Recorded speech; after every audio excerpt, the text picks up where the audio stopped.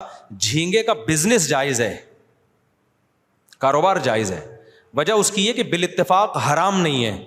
جو چیزیں چاروں اماموں کے نزدیک بالاتفاقی طور پہ حرام نہیں ہوتی نا, تو اس میں کیونکہ اب امام شافعی کے فقہ کو جو لوگ فالو کرتے ہیں وہ تو امام شافعی کی رائے پر اعتماد کرتے ہیں. تو چونکہ عالم اسلام میں ایسے لوگ موجود ہیں جو اس کو جائز سمجھتے ہیں, تو بزنس اسی چیز کا حرام ہوگا جو بالاجماع حرام ہو.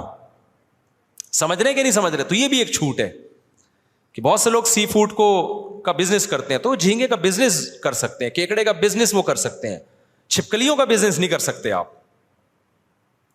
سمجھ رہے؟ کتوں کا بزنس نہیں کر سکتے آپ, لیکن جھینگے کا بزنس کیونکہ بالاتفاق حرام نہیں ہے. تو اس سے پتہ چلتا ہے کہ جو چاروں اماموں کو فالو کرتے ہیں نا, ان کی رائےوں میں کتنے اعتدال ہوتے ہیں, کہ ہر چیز کو اس کا درجہ دیتے ہیں. لیکن جو ان چاروں اماموں کو فالو نہیں کرتے نا, آپ جب ان سے مسئلہ پوچھیں تو آپ اکثریت ایسی نظر آئے گی متشدد, اپنی رائے تھوپنا اور اس پہ اڑ جانا.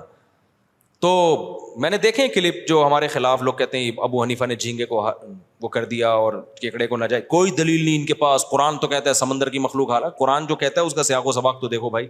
تو رائے تھوپتے بھی ہیں, پھر چیلنج بازیاں بھی کرتے ہیں, پھر چیلنج کا جب جواب دو تو مارکیٹ سے شارٹ ہو جاتے ہیں. تو یہ مارکیٹ میں چل رہا ہے. تو اس لیے اعتدال کی راہ وہی ہے جو میں نے آپ کے سامنے بیان کی. میں نہیں کھاتا, میں فقہ حنفی کو فالو کرتا ہوں, کیونکہ فقہ حنفی کی میں مشکلات کو اگر لے رہا ہوں تو آسانیاں بھی تو لے رہا ہوں نا. اب یہ بات ہے کہ آسانیاں ادھر سے مشکلات میں ادھر ٹن ماروں, اور جب فقہ شافعی میں کوئی مشکل آئے تو حنفی کی طرف آ جاؤں, تو اللہ کو میں قیامت میں کیا جواب دوں گا؟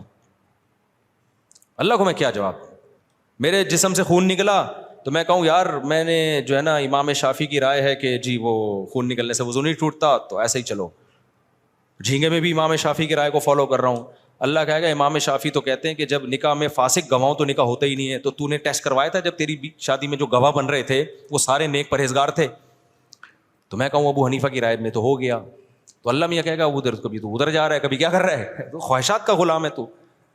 پھر میں جب صدقہ فطر دے رہا ہوں پیسوں میں, تو اللہ میاں کہے گا امام شافعی کہتے ہیں پیسوں میں تھوڑی دیا, تو بڑے آرام سے پیسے رکھ کے رہا ہے, رسید کٹا دی. امام شافعی کی رائے ہے کہ حدیث میں گندم ہے تو گندم ہی دینا پڑے گا.